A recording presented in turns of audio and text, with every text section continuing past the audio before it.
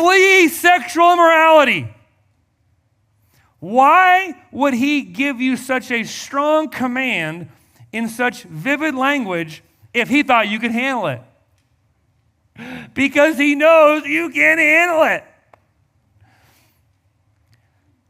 The wise young man, the wise young woman are not those who walk up to temptation and say, give me your best shot.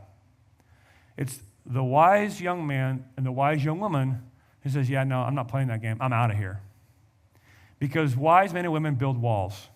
Fools climb them.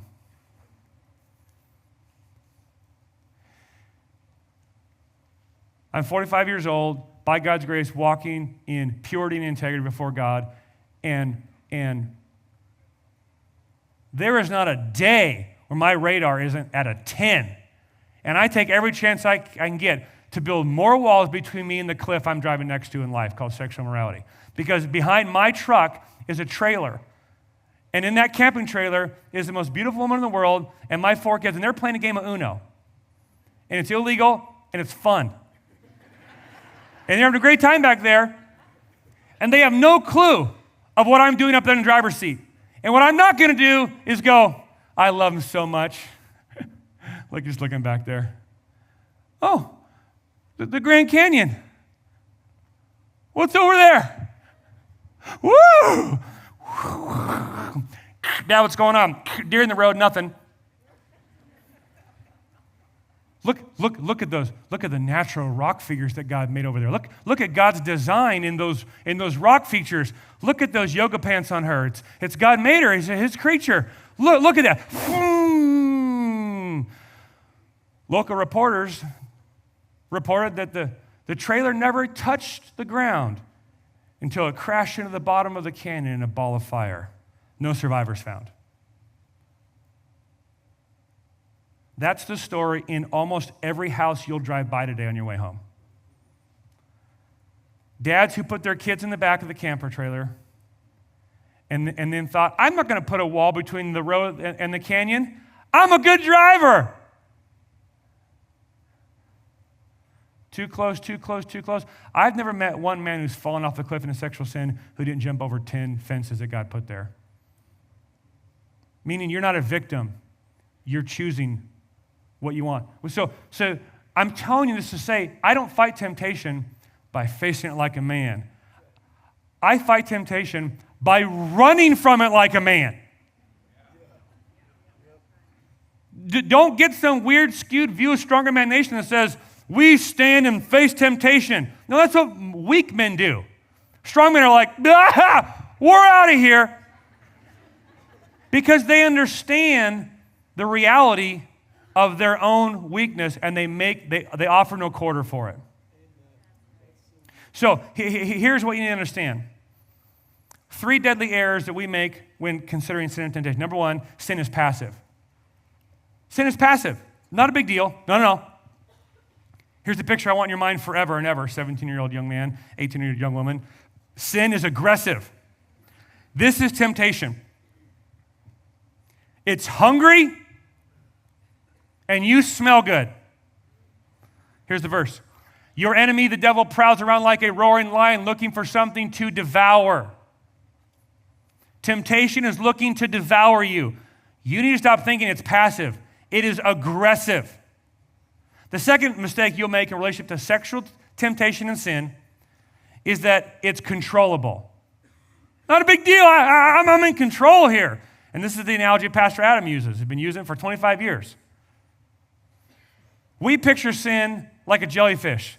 Swim around it. We can poke it, play with it, throw it up on the beach, get out there. Woo, this is fun. We're in control. Sin is not a jellyfish that you're in control of. Sin and sexual temptation are a shark, and you're in the water and you're bleeding. Meaning when it comes to sexual temptation has an environmental advantage over you. Listen to Paul. What a wretched man I am. Who will rescue me from this body of death? What's he saying? Romans 7, read it today. What I shouldn't do, I do. What I should do, I don't do. Why is there this wrestling match inside of me when I know the law and it's coming alive in my heart and it's making me even more aware of the sin I'm so easily entangled in? Who will rescue me from this body of death? What's he saying? I'm at an environmental disadvantage when it comes to sexual immorality and sin. Meaning I have to tap into a different power source. I have to step into a different environment or I will not win. You cannot slip into the shark-infested waters bleeding and think you'll survive. Which means the wise man does not put himself in those environments where he will be at a disadvantage.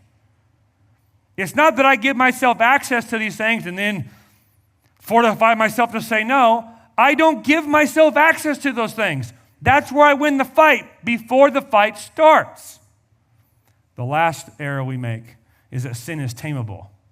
It's tameable. Not a big deal. No, sin is predictable. Sin is crouching at your door. It desires to have you, but you must rule over it. Genesis 4:7, God said, I have a friend. He's got a rattlesnake for a pet. He's weird. I love him. He's a good guy.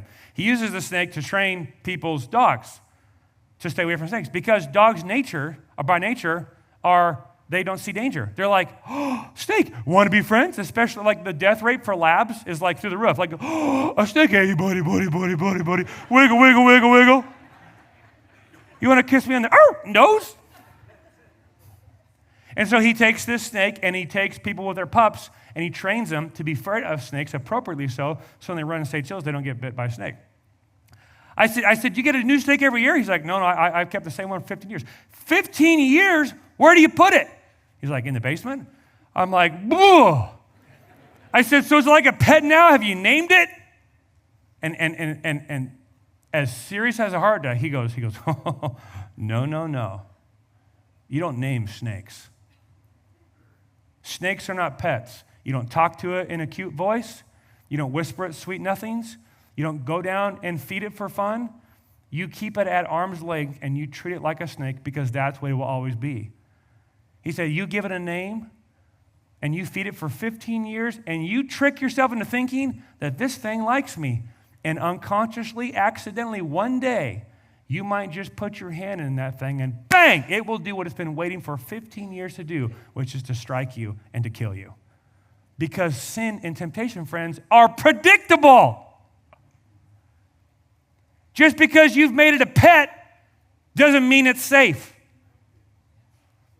Only a fool would have that for a pet. So what young men do is go, I'm not going to get a big rattlesnake. I'm not stupid. Just a baby snake. I'm going to keep my backpack carried around, call it George. I'm going to feed it and love it. I'm going to be nice to it. I'm going to be the best owner that snake ever had. That snake is merely waiting for the day where its mouth is big enough to kill you. If you play with temptation, temptation will play with you, and it plays for keeps. Hey everybody, hope you found that helpful. If you would like to watch the sermon that clip came from, you can go here, check it out. As well, if you'd like to watch more Bible teaching, you can go to my YouTube channel. And if you would like more free resources for your family, your marriage, and how to be a stronger man, you can go to strongmannation.com. Check it out.